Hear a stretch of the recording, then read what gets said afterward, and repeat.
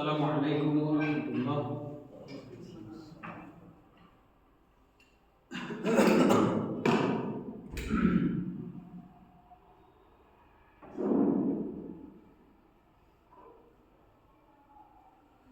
الله أكبر الله أكبر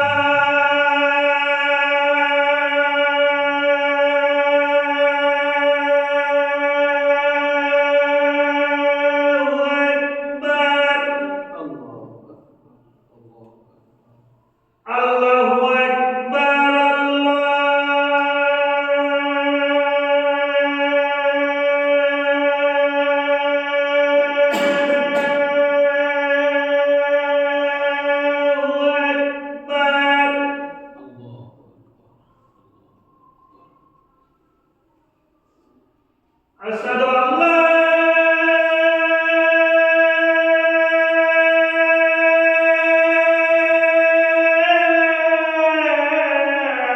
إله إلا الله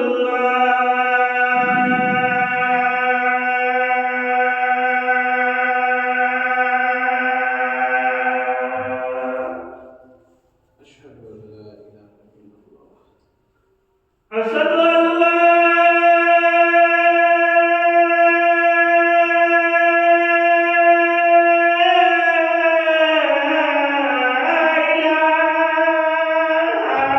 إلا الله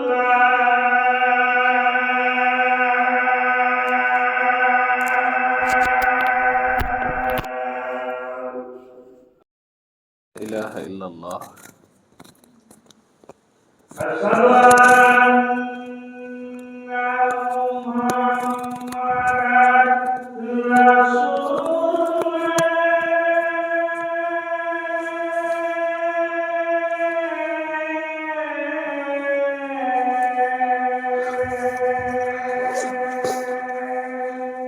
أشهد أن محمدا رسول الله أشهد أن محمد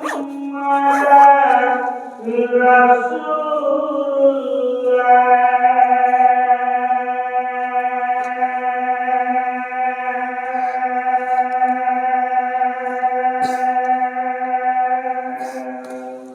أشهد أن محمدا رسول الله أشهد أن محمد رسول الله. حي على الصلاة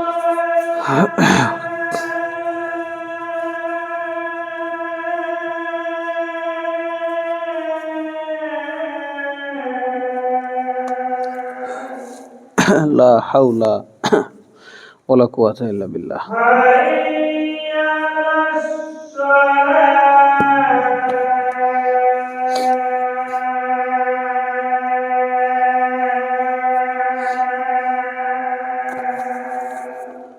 لا حول ولا قوة إلا بالله. حي على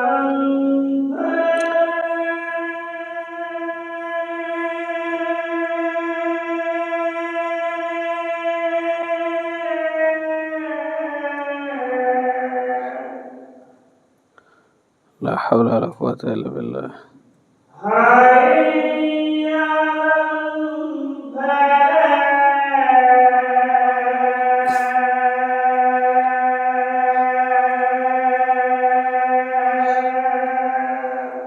لا حول ولا قوة إلا بالله.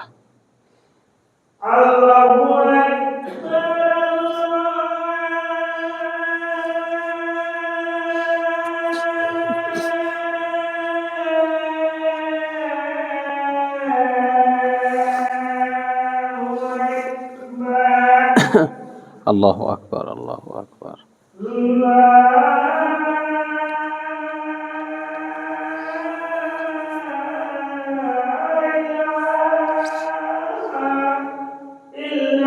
أكبر.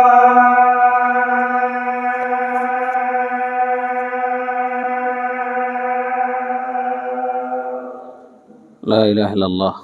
اللهم صل على محمد وعلى آل محمد كما صليت على إبراهيم وعلى آل إبراهيم إنك حميد مجيد. اللهم بارك على محمد وعلى آل محمد كما باركت على إبراهيم وعلى آل إبراهيم. اللهم رب هذه الدعوة التامة والصلاة القائمة آت محمدا فضيلة وابعثه مقاما محمودا.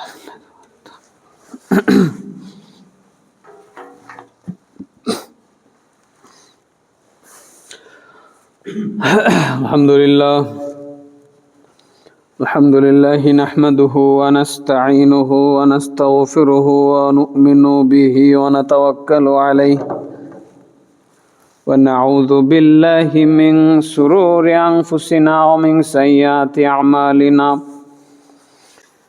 من يهده الله فلا مضل له ومن يضلله فلا هادي له. ونشهد أن لا إله إلا الله وحده لا شريك له. ونشهد أن محمدا عبده ورسوله.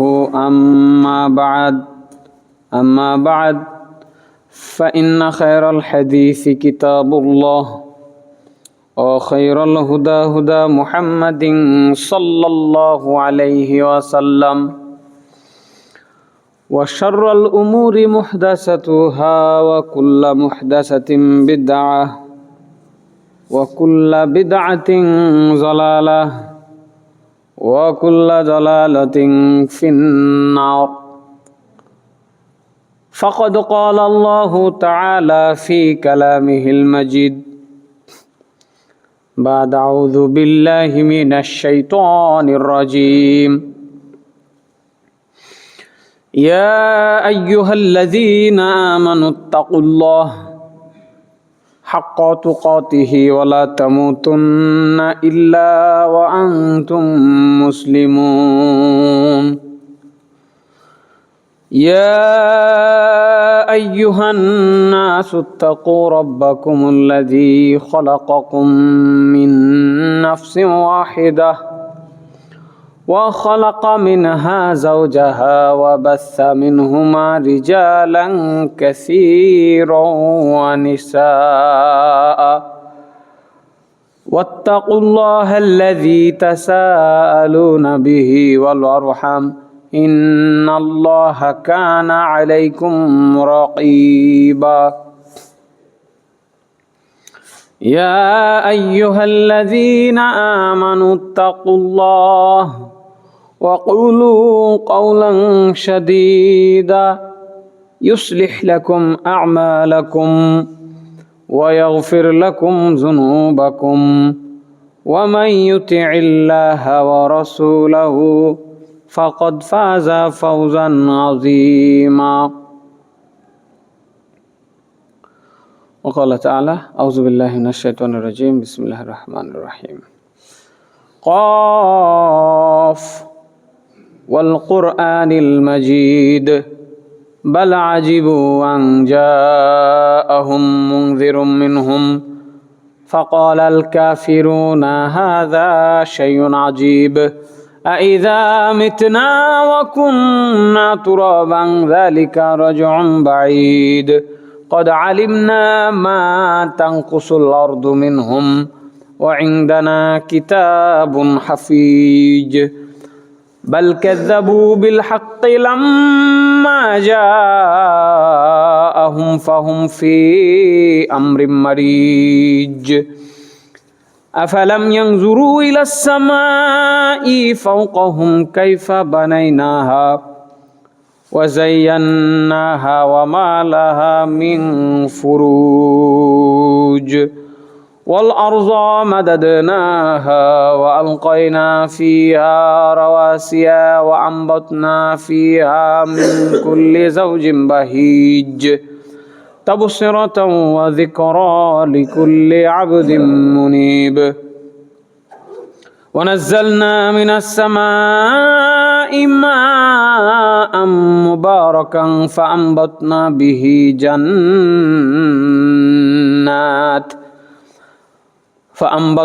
به جنات وحب الحصيد والنخل باسقات لها طلع نضيد رزقا للعباد وأحيينا به بلدة ميتة كذلك الخروج كذبت قبلهم قوم نوح وأصحاب الرس وثمود وعاد وفرعون وإخوان لوط وأصحاب الأيكة وقوم تبع كل كذب الرسل فحق وعيد। যাবতীয় প্রশংসা গুণগান আল্লাহ রাব্বুল আলামিনের জন্য। দুরূদ ও শান্তির ধারা বর্ষিত হোক আমাদের প্রিয় নবী শেষ নবী মুহাম্মদুর রাসূলুল্লাহ সাল্লাল্লাহু আলাইহি ওয়াসাল্লামের উপরে। সম্মানিত মসজিদে মুসল্লি ভাই বোন, আমরা নবী মুহাম্মদ সাল্লাল্লাহু আলাইহি ওয়াসাল্লামের আদর্শের অনুসারী, যা আমাদের জন্য বাধ্যতামূলক। আল্লাহ রাব্বুল আলামিন আমাদের জন্য, এই বিশ্ববাসীর জন্য রহমত স্বরূপ আমাদের শেষ নবী মুহাম্মদ সাল্লাল্লাহু আলাইহি ওয়াসাল্লামকে প্রেরণ করেছেন এবং সেই নবীর প্রতি আমাদের কিছু দায়িত্ব কর্তব্য তিনি রেখেছেন। তার মধ্যে একটা বড় দায়িত্ব ছিল রাসূল সাল্লাল্লাহু আলাইহি ওয়াসাল্লামের প্রতিটি কথা, প্রতিটি কর্ম, প্রতিটি অনুমোদনকে পুঙ্খানুপুঙ্খভাবে জীবনে বাস্তবায়ন করা, পরিপূর্ণভাবে তার আনুগত্য করা। আল্লাহ রাব্বুল আলামিন বলছেন, ওমাই ইউতিউর রাসূলা ফাকাদ আতা আল্লাহ, যে ব্যক্তি রাসূলের আনুগত্য করে, রাসূল সাল্লাল্লাহু আলাইহি ওয়াসাল্লামকে মেনে চলে, সে ব্যক্তি মূলত আল্লাহকে মেনে চলল।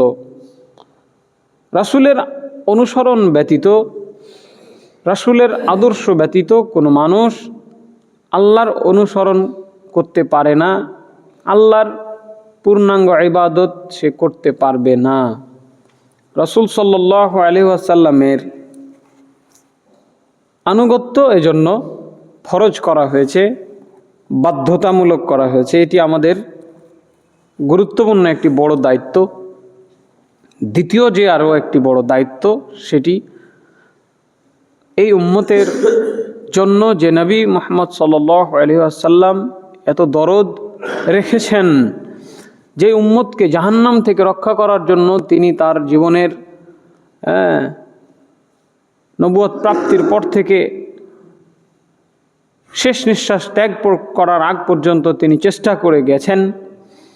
নবুয়তের পূর্বেও তিনি নববী আদর্শকে ধারণ করার জন্য বহু বৈশিষ্ট্য, সমাজ কল্যাণমূলক বৈশিষ্ট্য তিনি ধারণ করেছেন, যেখানে শুধুই মাত্র মানুষের কল্যাণ তার মাধ্যমে নিহিত হয়েছে নবুয়তের পূর্বে এবং পরে।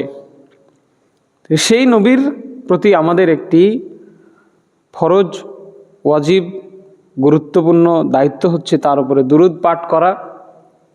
আমরা এর ফজিলত জেনেছি, আমরা জেনেছি দুরূদ পাঠ না করলে কি ক্ষতি হয়। দুরূদ পাঠ করা ছেড়ে দিলে সবথেকে বড় ক্ষতি হলো জান্নাতের রাস্তা ভুলিয়ে দেওয়া হবে। এবং এই যে বড় একটি ইবাদত, এই ইবাদতের জন্য উপযুক্ত সময় নিয়ে আমরা আলোচনা করছিলাম, কখন নবীর ওপরে দুরূদ পাঠ করব। তার মধ্যে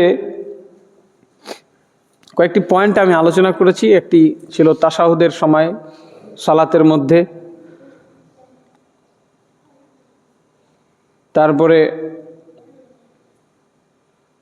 বিতর সালাতে, জানাজার সালাতে, এরপরে খুতবার সময় যে বক্তব্য দিচ্ছি এই খুতবার মধ্যে, তারপরে দোয়া করার সময়। যে কোনো দোয়ার আগে আমাদেরকে অবশ্যই দুরূদ পড়তে হবে। দুরূদ পাঠ না করলে দোয়া কবুল হবে না। এরপরে যে পয়েন্ট, সেটি হচ্ছে জুমার দিনে আমাদেরকে বেশি বেশি দুরূদ পাঠ করতে হবে।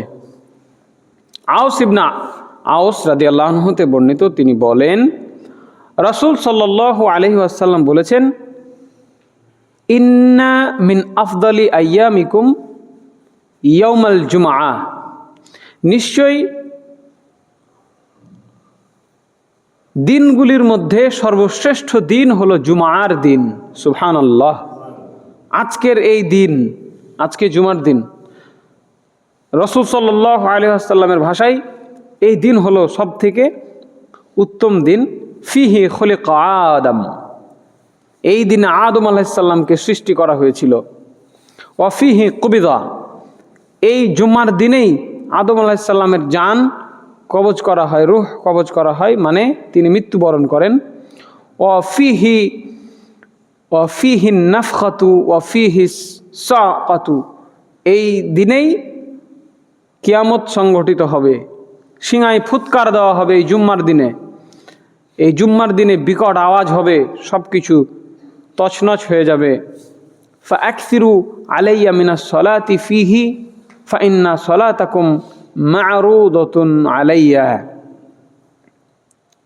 ফাইন্না সলাতাকুম মা'রুদাতু আলাইয়া।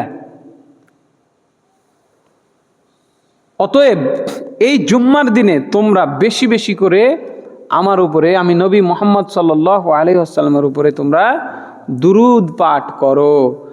নিশ্চয়ই তোমাদের এই দুরুদ আমার কাছে পেশ করা হয়।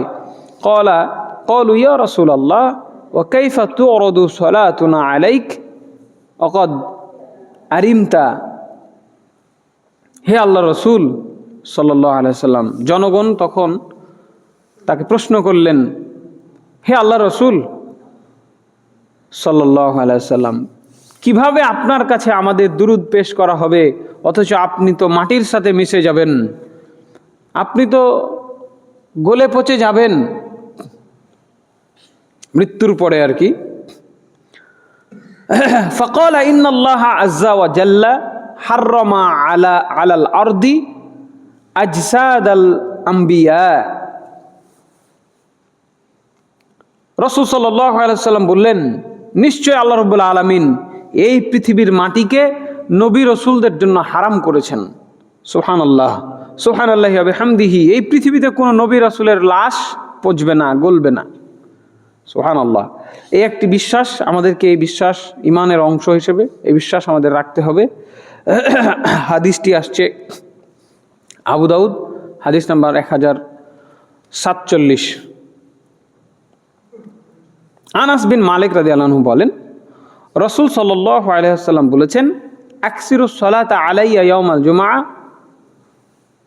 ওয়াল লাইলাতাল জুমআ, তোমরা জুম্মার দিনে, জুম্মার রাতে আমার প্রতি বেশি বেশি দুরূদ পাঠ করো। ফামান সাল্লা আলাইয়া সালাতান সাল্লাল্লাহু আলাইহি আশরান, কারণ যে ব্যক্তি আমার উপরে একবার দুরূদ পড়বে তার উপরে 10 বার রহমত নাজিল হবে। আলহামদুলিল্লাহ। তাহলে জুম্মার দিনে সকালবেলা, সারা দিন, আবার সারা রাত আমাদেরকে এই সুযোগটা দেওয়া হয়েছে যে আমরা জুম্মার দিন আমরা দুরূদ পাঠ করব। সারাদিন আমাদের হাতে সময়, কোনো নির্দিষ্ট সময় নাই, যখন আপনার আমার মনে লাগবে আমরা দুরূদ পাঠ করতে পারবো। বাইহাকি, সুনান কুবরা বাইহাকি, হাদিস নাম্বার 249। এরপরে সাফা মারওয়ায় যখন সাই করা হয় হজ উমরার সময়, ওমর ইবনুল খাত্তাব রাদিয়াল্লাহু আনহু তিনি বলছেন যে যখন তোমরা মক্কায় আগমন করবে তখন 7 বার কাবা ঘর তাওয়াফ করবে, তারপর মাকামে ইব্রাহিমের নিকট 2 রাকাত সালাত আদায় করবে, এরপর সাফার নিকটে আসবে এবং এমন জায়গায় দাঁড়াবে যেখান থেকে কাবা ঘর দেখা যায়, অতঃপর 7টা তাকবীর দিবে, তাকবীরের মাঝে মাঝে আল্লাহর প্রশংসা ও গুণকীর্তন করবে এবং নবী সাল্লাল্লাহু আলাইহি ওয়াসাল্লামের উপরে দুরূদ পাঠ করবে এবং নিজের জন্য যা ইচ্ছা তাই চাইবে, দোয়া করবে। এরপরে মারওয়াতে গিয়েও একই কাজ করবে। তাহলে সাফা মারওয়ার সাই করার সময় দুরূদ পাঠ করতে হবে, এটি আমাদের একটি গুরুত্বপূর্ণ সময়। তারপরে আরেকটি পয়েন্ট হলো, যে কোনো মজলিস, 2 জন 5 জন 10 জন মানুষ কোনো মজলিসে বসলে সেখানে দুরূদ পাঠ করতে হবে। হাদিসটি শুনিয়েছিলাম কতদিন, এজন্য হাদিসের পুনরাবৃত্তি করছি না, সময়টা উল্লেখ করলাম। যেখানে 10টা মানুষ, 5টা মানুষ, 3টা মানুষ বসেন না কেন, দুরূদ পড়তে হবে। একজন বড় মুহাদ্দিস, যুগশ্রেষ্ঠ আলেম নাসিরুদ্দিন আল আলবানী রাহিমাহুল্লাহ তিনি বলছেন যে মজলিসে বসলে দুরুদ পাঠ করা ওয়াজিব, পড়তেই হবে। দুরুদ না পাঠ করলে আপনার এই মজলিস শুদ্ধ হলো না, সঠিক হলো না, এই মজলিসে বরকত থাকবে না। সেটা যে কোনো মজলিস হতে পারে, দিনী মজলিস হতে পারে, দুনিয়ার প্রয়োজন হতে পারে, ব্যবসা বাণিজ্য হতে পারে, বিচার আচার হতে পারে, হ্যাঁ, বিচার ফয়সালা কোর্টে যে আপনার আদালত বসে, সেখানেও দুরুদ পড়তে হবে। মুসলমানের দেশ হয় এগুলা? দেখেছেন কেউ কখনো? তাদেরকে শিখাইতে হবে যে না, এখানে শুরু করতে হবে আল্লাহর প্রশংসা দিয়ে, এরপরে নবী মুহাম্মদ সাল্লাল্লাহু আলাইহি ওয়াসাল্লামের উপরে দুরুদ পাঠের মাধ্যমে। এরপরে রাসূল সাল্লাল্লাহু আলাইহি ওয়াসাল্লামের কবরের সামনে গেলে কোনো কারণে যদি কেউ জিয়ারত করতে যায়, খাস করে না আবার, সেখানে গিয়ে দুরুদ পড়ার অনুমতি রয়েছে। সাহাবায়ে কেরাম কবরের সামনে দাঁড়িয়ে দুরুদ পাঠ করতেন। ওমর রাদিয়াল্লাহু আনহুর ছেলে আব্দুল্লাহ ইবনে ওমর, তাদের থেকে এই ধরনের বর্ণনা পাওয়া যায়। ইবনে ওমর রাদিয়াল্লাহু আনহু যখন তিনি সফর থেকে ফিরে আসতেন, তখনই তিনি মসজিদে প্রবেশ করতেন এবং বলতেন যে আসসালামু আলাইকা ইয়া রাসূলুল্লাহ, আসসালামু আলাইক আলা আবি বকরিন, আসসালামু আলা আবি ওয়ায়ুসাল্লি রাকাতাইন। তিনি মসজিদে প্রবেশ করতেন, নবীর উপরে দুরূদ পাঠ করতেন, নবীকে সালাম দিতেন, আবু বকর রাদিয়াল্লাহু আনহুকে সালাম দিতেন, তার পিতা ওমর ইবনে খাত্তাব রাদিয়াল্লাহু আনহুকে সালাম দিতেন, তারপর তিনি সালাত আদায় করতেন। যেহেতু আল্লাহ রাসূল সাল্লাল্লাহু আলাইহি ওয়াসাল্লামের বড় একজন সাহাবী, তিনি আমলটি করেছেন, কাজে আমরাও যদি কখনো সেখানে যাই, মদিনায় মসজিদে নববীতে যাই, তাহলে সেখানে গিয়ে আমরা দুরূদ পাঠ করতে পারি। এখন এই দুরূদের হুবহু শব্দগুলো আমি কয়েকটা হাদিস থেকে তুলে ধরার চেষ্টা করছি, কারণ আমাদের সমাজে অনেক মানুষের বানানো দুরূদ আছে। কাজে আমরা যদি সঠিকটা জানতে পারি, আমাদের তো আর সেটা মন গড়া কোনো দুরূদ পড়ার কোনো প্রয়োজন হবে না। টাটকা ভাতের অভাব নাই, বাসি ভাত খাবেন কেন, তাই না? কাজে হাদিস থেকে আমরা যা করব সব হাদিস থেকে করতে হবে। আমাদের পূর্বপুরুষরাও এই বিষয়ে অভ্যস্ত ছিলেন। তারা যে কোনো কাজের ক্ষেত্রে তারা হাদিস খুঁজতেন, হাদিসে পাওয়া যায় কিনা। এই জন্য বাংলাদেশে একটা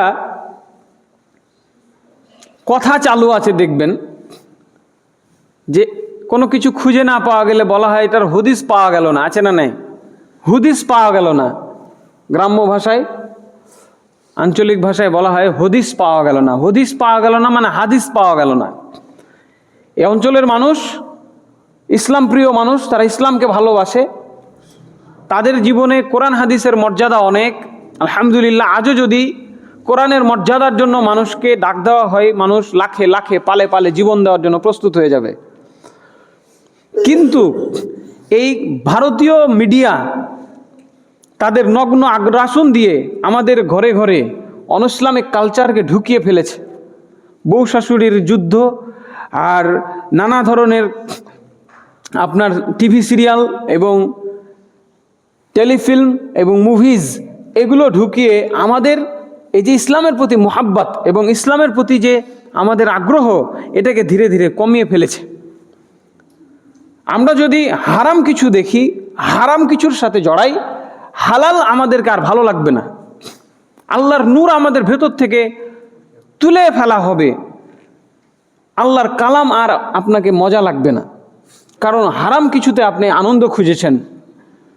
আমাদের জন্য চোখের পর্দাকে ফরজ করা হয়েছে। ওয়াকুল্লিল মুমিনিনা ইয়াগযুযনা মিন আবসারিহিম ওয়াকুল্লিল মুমিনিনা ইয়াগুয্যু মিন আবসারিহিম ওয়া ইয়াহফাযু ফুরুজাহুম। প্রত্যেকটা পুরুষকে বলে দেন যেন তারা চোখের হেফাজত করে, চোখ যাতে নিচে করে রাখে। এখন বাপ, ছেলে, ভাই, জামাইবাবু সবাই মিলে বসে টিভি সিরিয়াল দেখছে, একদম চোখ লাগিয়ে রং মাখানো মেয়েদের দেখছে। আছে না নাই? আপনাদের এলাকা আছে? তাহলে এই নোংরা কালচার যদি ঘরের মধ্যে ঢুকে যায়, এবং প্রত্যেকটা ঘরে, এখন তো বোঝা একটু মুশকিল, কিন্তু আগের যুগে জামানায় এই 10-15 বছর আগে দেখেছি যে প্রত্যেক বাড়িতে একটা করে অ্যান্টিনা ঝুলছে। হ্যাঁ, প্রত্যেক বাড়িতে একটা করে অ্যান্টিনা, বোঝা যাচ্ছে এ বাড়িতে টিভি আছে, এ বাড়িতে টিভি আছে। এখন জানি না আপনাদের টিভি কার কার আছে আর দরকার আছে কিনা, এখন তো মোবাইল টিভি।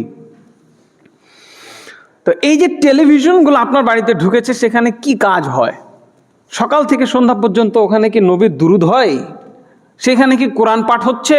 হয়তো একবার আপনার মনে চাইলো পিস টিভি চালু করে দিয়ে একটু কিছুক্ষণ শুনলেন, তারপরে চ্যানেল পাল্টা। হ্যাঁ, তো এই যে নোংরা জিনিস যখন থেকে আমাদের ঘরের মধ্যে ঢুকেছে, মুসলমানদের সেই হারানো সেই ঐতিহ্য, পূর্বের সেই বরকতপূর্ণ পরিস্থিতি আমাদের থেকে হারিয়ে গেছে। এখন আর ঘরের সেই পরিবেশ নাই যে ছেলে মেয়ে পিতা সন্তান মিলে বসে একটু কোরআন পড়বে, একটু কোরআনের আলোচনা করবে। সেই পরিবেশ কিন্তু এখন আর নাই। হওয়া উচিত, ফিরিয়ে আনা উচিত।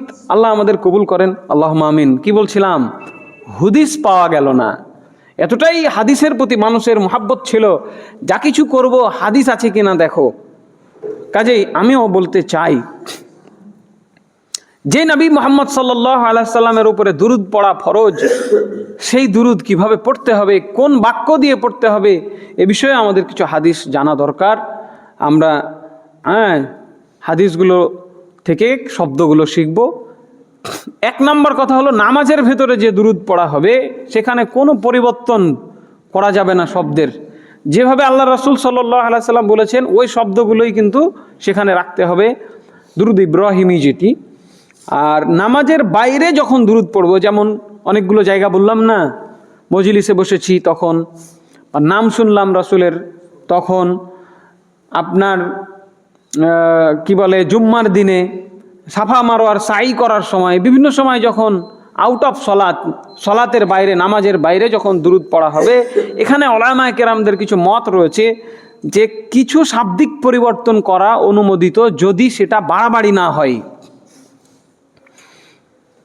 কেমন বাড়াবাড়ি আপনাদের মনে আছে কিনা বলেছিলাম বহু আগে, বালাগাল উলা বিকামালিহি কাসাফাদ্দুজা বিজামালিহি হাসুনাত জামিউ খিসালিহি সাল্লু আলাইহি ওয়া আলিহি।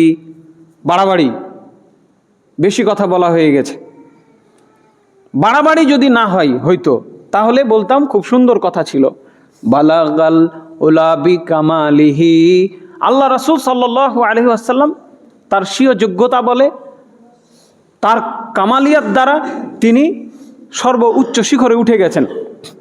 আর আল্লাহ রাসূল সাল্লাল্লাহু আলাইহি ওয়াসাল্লাম বলছেন, লা তুতরুনি কামা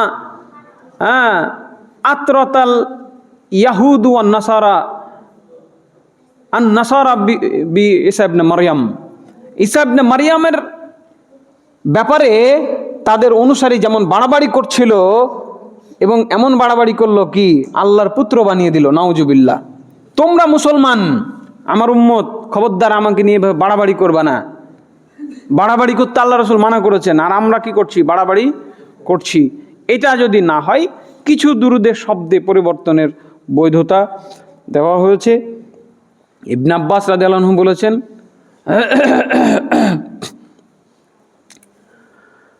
আল্লাহুম্মা তাকাব্বাল শাফাআতা মুহাম্মাদিন আল কুবরা। হে আল্লাহ, মুহাম্মদ সাল্লাল্লাহু আলাইহি ওয়াসাল্লামের বড় শাফাআত আমার জন্য কবুল করো। ওয়ারফাউ দারাজাতা আল উলা, তাকে উচ্চ মর্যাদায় পৌঁছে দাও। দোয়া করছেন, দোয়া করব আমরা। আমরা যে আজান শুনে দোয়া করি না, ওয়াদ দারাজাতার রফা ওয়াবআসহু মাকামা মাহমুদান আল্লাযী ওয়া'আদা। আপনি যে ওয়াদা করেছেন মাকামে মাহমুদ আপনি দিবেন, সেটা আল্লাহ রাসূলকে দিয়ে দেন। একটা উচ্চ মর্যাদা, যে মর্যাদা এই পৃথিবীতে আর কাউকে দেওয়া হবে না। সুবহানাল্লাহ। আল্লাহ রাসূল সাল্লাল্লাহু আলাইহি সাল্লাম নিজে বলছেন যে আমিও আশা করি ওইটা আমাকেই দেওয়া হবে, তারপরেও তোমরা আমার জন্য মাকামে মাহমুদ চাইবে। এভাবে আল্লাহ রাসূলের জন্য কি বলবো, আল্লাহকে বলবো, আল্লাহ আমাদের নবীকে উচ্চ মর্যাদা দাও।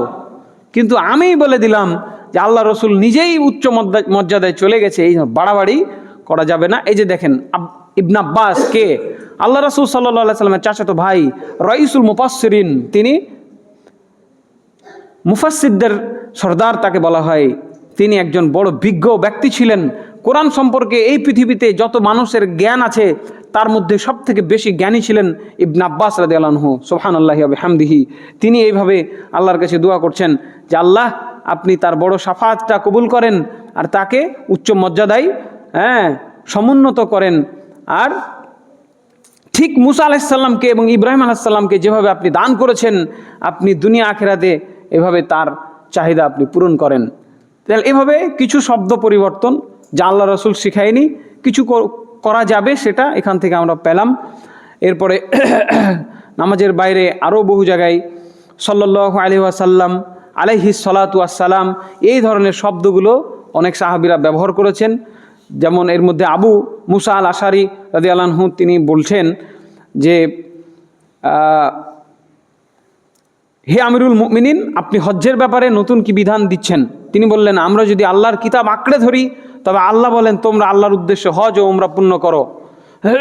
ওয়া আতিমুল হজ্জা ওয়াল উমরাতা লিল্লাহ, সূরা বাকারা আয়াত নম্বর 196। আর আমরা যদি আমাদের নবী সাল্লাল্লাহু আলাইহি সাল্লামের সুন্নাতের অনুসরণ করি তাহলে নবী সাল্লাল্লাহু আলাইহি সাল্লামের সাথে নিয়ে আসা পশু জবাই না করা পর্যন্ত তিনি ইহরাম খুলতেন না। এরপরে সাল্লাল্লাহু আলাইহি সাল্লাম, এই যে হাদিস থেকে এটা আমরা পেলাম, বুখারীর হাদিস, মুসলিমের হাদিস 2849। সাহাবায়ে কেরাম এভাবে বলতেন সাল্লাল্লাহু আলাইহি ওয়াসাল্লাম, যেটা আমি প্রায় খুতবায় আপনাদেরকে শিখাই। তাহলে এই শব্দগুলো আমরা ব্যবহার করতে পারি। আরেকটা কি বললাম? আলাইহি সালাতু ওয়াসসালাম। তারপরে দেখেন আব্দুর রহমান ইবনে আবু লাইলা রহমতুল্লাহ আলাইহি থেকে বর্ণিত, তিনি বলেন এক সাহাবীর সাথে আমার দেখা হলো, তার নাম হলো কাব ইবনে উজরা। তিনি বললেন, হে আব্দুর রহমান, আমি কি তোমাকে একটি কথা উপহার দিব যা আমি রাসূল সাল্লাল্লাহু আলাইহি ওয়াসাল্লামের কাছ থেকে শুনেছি? তিনি শুনেছেন। কি শুনেছেন? উত্তরে আমি বললাম, হ্যাঁ, আমাকে সেটা উপহার দেন। সাহাবীরা আল্লাহ রাসূলের কথাকে উপহার মনে করতেন। সুবহানাল্লাহ। যেই কথা আমি এখন আপনাদেরকে শোনাচ্ছি, জানি না আপনাদের কাছে এটা উপহার মনে হচ্ছে কিনা। এক সাহাবী আরেক সাহাবীকে বলছেন, আমি কি আল্লাহ রাসূল থেকে এমন কথা শুনেছি সেটা আপনাকে উপহার দিব? সেই সাহাবীও বলছেন যে হ্যাঁ, আপনি আমাকে উপহার দেন। তিনি বললেন, আমরা রাসূল সাল্লাল্লাহু আলাইহি সাল্লামকে জিজ্ঞাসা করলাম, আরিফনা সালাত আরিফনা সালাম ফাকাইফা সালাত, আমরা আপনাকে সালাম দেওয়া শিখেছি, আমরা কিভাবে দুরুদ পাঠ করব আমাদেরকে শিখিয়ে দেন। তিনি শিখালেন, আল্লাহুম্মা সাল্লি আলা মুহাম্মাদিন ওয়া আলা আলি মুহাম্মাদিন কামা সাল্লাইতা আলা ইব্রাহিমা ওয়া আলা আলি ইব্রাহিমা ইন্নাকা হামিদুম মাজিদ। আল্লাহুম্মা বারিক আলা মুহাম্মাদিন ওয়া আলা আলি মুহাম্মাদিন কামা বারাকতা আলা ইব্রাহিম ওয়া আলা আলি ইব্রাহিমা ইন্নাকা হামিদুম মাজিদ। সহিহ বুখারী হাদিস নাম্বার 3377। এটার অর্থ আমার মনে হয় আপনাদের মুখস্থ হয়ে গেছে, আমি এতবার বলেছি, আজকে আর বলছি না। যাদের বয়স 60 বছর হয়ে গেছে, আমার বিশ্বাস কোনোদিন শুনেননি যে এটা বুখারীর 3377 নম্বর হাদিস। এই হাদিসের ভিতর যে বুখারীতে আছে এই দোয়াটা, এই দুরুদটা, আমার মনে হয় শুনেননি কোনোদিন। তাহলে আজকে থেকে তৃপ্তি লাগবে না যে আমি এই দুরুদ পড়ছি, এটা আল্লাহর রাসূলই শিখালছেন এবং সেটা হাদিসের ভিতরে আছে। তাহলে মনে তৃপ্তি নিয়ে আজ থেকে আমরা এই দুরুদ পড়ব। আল্লাহ আমাদের কবুল করুন, আল্লাহুম্মা আমিন। আরেক সাহাবী বলছে, দেখেন আবু মুহাম্মদ কাব ইবনে উজরা, যেটা একটু আগে বললাম এটাই কিন্তু নামাজে পড়ি আমরা। এবার দেখেন একই দুরুদ একটু চেঞ্জ, এটাও হাদিসে আছে। নবী করিম সাল্লাল্লাহু আলাইহি সাল্লাম একদিন আমাদের কাছে এলেন, আমরা তাকে বললাম, ইয়া রাসূলুল্লাহ, আপনার উপরে সালাম কিভাবে পাঠাতে হয় তা তো আমরা জানি, কিন্তু আপনার উপরে দুরুদ কিভাবে পড়তে হবে? তখন রাসূল সাল্লাল্লাহু আলাইহি সাল্লাম বলে দিলেন, আল্লাহুম্মা সাল্লি আলা মুহাম্মাদিন ওয়া আলা আলি মুহাম্মাদিন কামা সাল্লাইতা আলা আলি ইব্রাহিমা ইন্নাকা হামিদুম মাজিদ। একটু চেঞ্জ, একটু ছোট করা হলো। দেখেন গুরুত্বপূর্ণ ইবাদত বলেই একাধিক সাহাবী এসে আল্লাহ রাসূল সাল্লাল্লাহু আলাইহি সাল্লামকে জিজ্ঞাসা করছেন কিভাবে দুরূদ পড়ব। আমাদেরও উচিত ছিল, কারো দাড়ি পেকে গেছে, কারো চুল পেকে গেছে, দাড়ি মোচ যাদের গজিয়ে গেছে, যুবক মানুষ, বহু কিছু শিখা হলো, দুরূদ কীভাবে পড়তে হবে শিখি নেই। এই না শেখার কারণেই আজকে আমাদের এত দুর্দশা। প্রশ্ন করতে হবে, জানার চেষ্টা করতে হবে, আলেম ওলামাদের সাথে সুসম্পর্ক তৈরি করতে হবে যারা জানে। আল উলামা ও হুম ওয়ারাসাতুল আম্বিয়া, কারণ আলেমরাই হচ্ছে নবীদের উত্তরসূরি ওয়ারিস। সেই নবী নাই যে আপনি তার কাছে যাবেন, তা আপনি তো নবীর কাছে যান না, নবীর ওয়ারিসদের কাছে যান কি? যাওয়া হয়? যদি না যান তাহলে আপনি নিজেই নিজেকে প্রশ্ন করেন, আপনি ইসলামকে কতটুকু গুরুত্ব দিচ্ছেন, আল্লাহর রাসূলকে কতটুকু গুরুত্ব দিচ্ছেন, আল্লাহর বিধানকে, আল্লাহর সন্তুষ্টকে কতটুকু গুরুত্ব দিচ্ছেন। আলেম ওলামাদের কাছে যাবেন, সম্পর্ক তৈরি করবেন, শিখে নেওয়ার চেষ্টা করবেন। এরপরে তিনি বললেন, আল্লাহুম্মা বারিক আলা মুহাম্মদ ওয়া আলা আলি মুহাম্মদ কামা বারাকতা আলা আলি ইব্রাহিমা ইন্নাকা হামিদুম মাজিদ। একবার একটা বাক্য খালি বাদ দেওয়া হয়েছে, আলা ইব্রাহিমা ও আলা আলী ইব্রাহিমা, এইভাবে বলি না আমরা, তো এখানে ডাইরেক্ট আলা আলী ইব্রাহিম, এটাও আপনার বুখারীর হাদিস। এরপরে আরেকটা হাদিসে সাহাবীদের প্রশ্নের জবাবে রাসূল সাল্লাল্লাহু আলাইহি সাল্লাম বলেছেন, তোমরা এভাবে বলবে, আল্লাহুম্মা সাল্লি আলা মুহাম্মদ ওয়া আলা আলি মুহাম্মদ কামা সাল্লাইতা আলা আলি ইব্রাহিম ওয়া বারিক আলা মুহাম্মদ ওয়া আলা আলি মুহাম্মদ কামা বারাকতা আলা ইব্রাহিম ইন্নাকা হামিদুম মাজিদ। সম্পূর্ণটার মধ্যে থেকে আরও 2-3টা শব্দ বাদ দেওয়া হলো, ঠিক আছে? এইভাবে একটু 19-20 করে চেঞ্জ করে কয়েক জায়গায় কয়েকবার আসছে। এটা বুখারী হাদিস নাম্বার 4797, কিন্তু ভিত্তি কিন্তু এখনও ঠিক আছে, দুরুদের ভিত্তি ঠিক আছে। দুরুদের মধ্যে আল্লাহর কাছে দোয়া করে আল্লাহকে বলা যে আপনি নবীর উপরে দয়া করেন, নবীর উপর রহমত করেন, যেভাবে আপনি ইব্রাহিম আলাইহিস সালাম এবং তার পরিবার বর্গের উপরে দয়া করেছেন, একইভাবে আমাদের নবীর উপরে, তার পরিবার উপরে দয়া করেন, বরকত নাজিল করেন।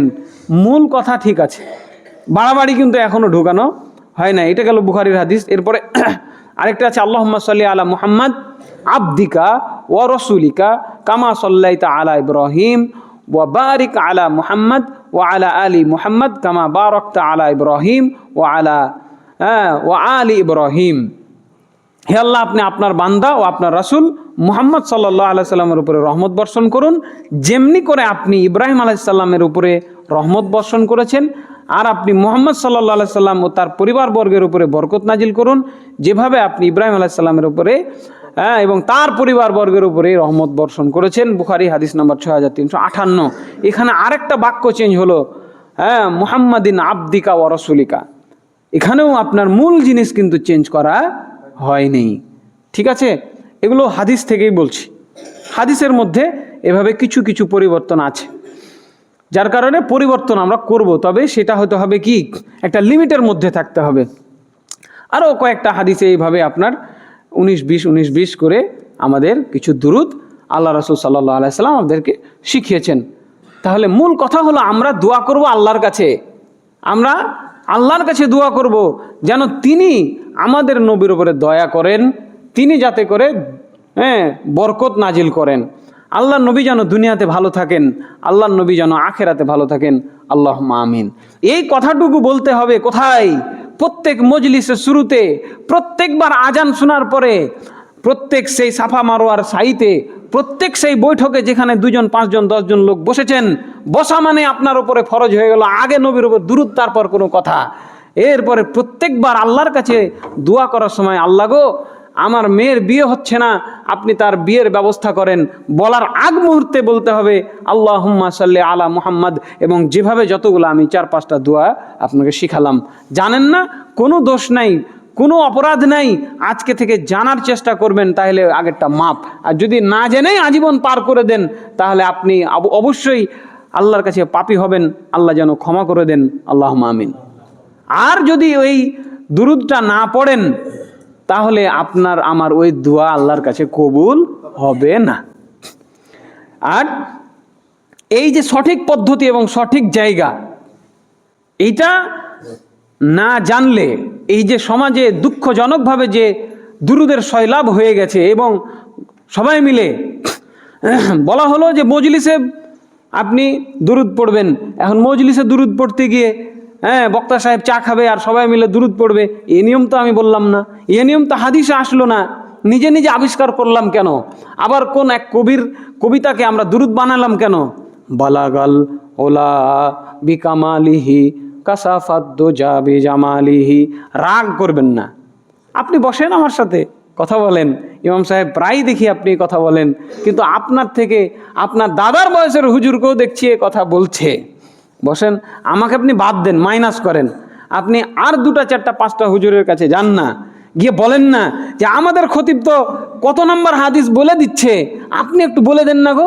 বালাগাল উলা বিকামালিহি কাসাফাদ্দুজা আবি জামালিহি হাসুনাত জামিউ খিসালিহি সাল্লু আলাইহি ওয়া আলিহি। যত সুর করে সুন্দর করে বলতে পারে মা বোনেরা তত বেশি টাকা ঢালে, তত দান করে। সুবহানাল্লাহ, আজকে জান্নাত কিনে নিব। হ্যাঁ, কথা বুঝেছেন? একটু প্রশ্ন করতে হবে, একটু দেখান না, আমাদের খুব স্বাদ জেগেছে। কোথায় আছে বালাগাল ওলা বেকামালিহি? আছে কোথায়? অনুমোদন কোথায়? কোথায় অনুমোদন? অনুমোদন নাই। বরং এক কবি, তিনি তার মনে জাগলো তাই কবিতা গাইলেন। হ্যাঁ, এই কবিরা বহু নারী কেলেঙ্কারির কবিতাও গায়, ওই কবি আবার আল্লাহর কবিতাও গায়, নবীর কবিতাও গায়। দেখায়নি? কবি নজরুলের কথা বলি নাই, ভুলভাল কথাও তারা বলে। অতএব কবির কথা, আল্লাহ রসুলকে কবি বলে গালি দেওয়া হইতো, জানেন? ওমা বেকৌলি শায়ের কালিলাম মা তাযাক্কারুন। আল্লাহ বলছেন দুঃখ দুঃখ পাওয়ার মতো কথা কবি বলছে তোমাকে, প্লিজ নো, দুঃখ করো না। এই কথাগুলো কোনো কবির কথা নয়, এটা আল্লাহর পক্ষ থেকে আসছে, কোরআন। তোমরা অল্পই উপদেশ গ্রহণ করো, অতএব কবিতায় ভালো জিনিস না। হ্যাঁ, কবিতা জায়েজ আছে, যুদ্ধের মাঠে কবিতা বলবেন। হ্যাঁ, কারার ওই লৌহ কপাট ভেঙে ফেল কররে লোপাট। হ্যাঁ, এগুলো বলা যাবে যখন বাতিলের বিরুদ্ধে কবিতা। হ্যাঁ, আমি ঝঞ্ঝা আমি ঘূর্ণি। হ্যাঁ, আপনি বলেন বাতিলকে চুরমার করার জন্য আপনি কবিতা বলেন, বাট এই কবিতার মাধ্যমে বাড়তি বাড়াবাড়ি চলবে না। হ্যাঁ, কবিতা বলছে রুখসারে সে বুরকা কা যারা পর্দা উঠা দো। শোনা মাত্রই হুজুরকে একটু থামাবেন প্লিজ, আজকে আমার বাড়িতে আপনার দাওয়াত। আপনাকে এই পৃথিবীতে যত রকমের আইটেম আছে সব আমার সাধ্যে আজকে আপনাকে আমার বাড়ি নিয়ে যা খাওয়াবো আমি। হুজুর চলেন আমার বাড়ি নিয়ে যে আপ্যায়ন করবেন তাকে। তারপরে তাকে বলবেন রুখসারে সে বুরকা কা যারা পর্দা উঠা দো, লিল্লাহে মুঝে হুসনে খুদা দাদ দিখা দো। খুব সুরে সুরে এই যে একটা সুন্দর আপনি গল্প কবিতা শুনে গেলেন, অর্থ বলেন এখন বসে বসে। আমি অর্থ শুনবো, আর কোথায় পেয়েছেন আপনি এখন দলিল দিবেন। রুখসারে সে বুরকা কা যারা পর্দা উঠা দো, লিল্লাহে মুঝে হুসনে খুদা দাদ দিখা দো। চেহারা থেকে পর্দাটা সরিয়ে দেন, আল্লাহর দয়া লাগে, আল্লাহর দয়াকে আমাদেরকে একটু দেখতে দেন, আপনার চেহারাটা একটু দেখি। যে নবী মরে গেছেন আজকে 1450 বছর আগে, আপনি তাকে চেহারা দেখাতে বলছেন, এগুলো আল্লাহর শানে বেয়াদবি, এগুলো আল্লাহর নিয়মের শানে বেয়াদবি। আল্লাহ রাসূল আপনাকে চেহারা দেখাবে? হ্যাঁ, চেহারা দেখাবে, একটু চেহারা থেকে আপনার পর্দা সরায় আমাকে একটু দেখতে দেন না। এত আবেগ কেন আপনার? আল্লাহ রাসূলকে দেখবেন, আপনার ভাগ্যে আপনার তকদিরে আল্লাহ রাখে নাই, এজন্য আজকে আপনাকে জন্ম দেওয়া হয়েছে, আপনি আজকে আল্লাহ রাসূলকে দেখতে চাচ্ছেন। হ্যাঁ, তারপরে কি বলছেন? বহরে করম সদকায়ে হুসैन ইবনে আলী কা প্যাসা হো মুঝে শরবতে দিদার পিলা দো। হ্যাঁ, তারপরে তিনি বলছেন, তারপরে বক্তা সাহেব বলছেন যে হে দয়াময়, নাউজুবিল্লাহ, হে দয়ার সাগর, হ্যাঁ, হে দয়ার অধিকারীকে আল্লাহ। আপনি আল্লাহ রসুলের কাছে বহরে করম বলছেন কেন? এভাবে ডাকছেন কেন? আল্লাহকে যেভাবে ডাকবেন ওভাবে আল্লাহ নবীকে ডাকতে পারবেন না। আল্লাহর সত্তার সাথে নবীর সত্তা মিলালে তো হবে না। আপনি তার কাছে ভিক্ষা চাইছেন। হ্যাঁ, হুসैन ইবনে আলীর আপনি যান, আপনি মানে নাম দিয়ে মনে করে যে হুসैन ইবনে আলীর নাম বললে মানুষের মন তো নরম হয়ে যাবে, তাই না?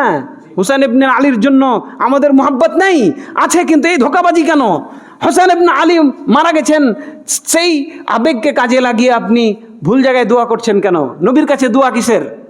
নবীর কাছে দোয়া করা যায় না, আরাম। সে হুসেন ইবনে আলী কা, আমি খুব তৃষ্ণার্ত বাবা রে, আমাকে আপনার চেহারা দেখিয়ে একটু আপনি আমার তৃষ্ণা মিটিয়ে দেন, নাউজুবিল্লাহ। হ্যাঁ, এইভাবে দোয়া করছে নবীর কাছে।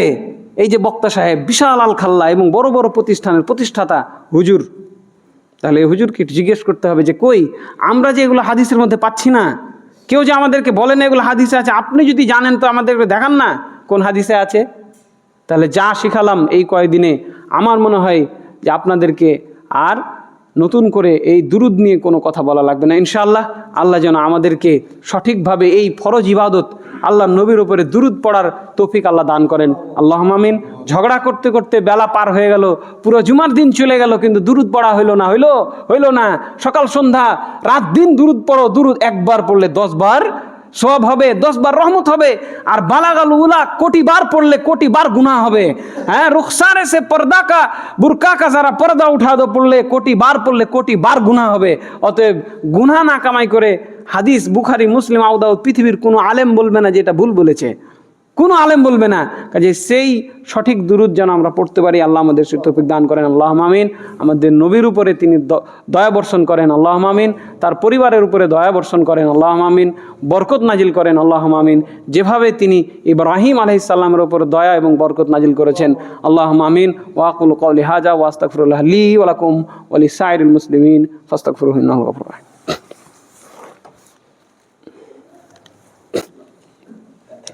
ইন্নাল হামদালিল্লাহি ওয়াহদা।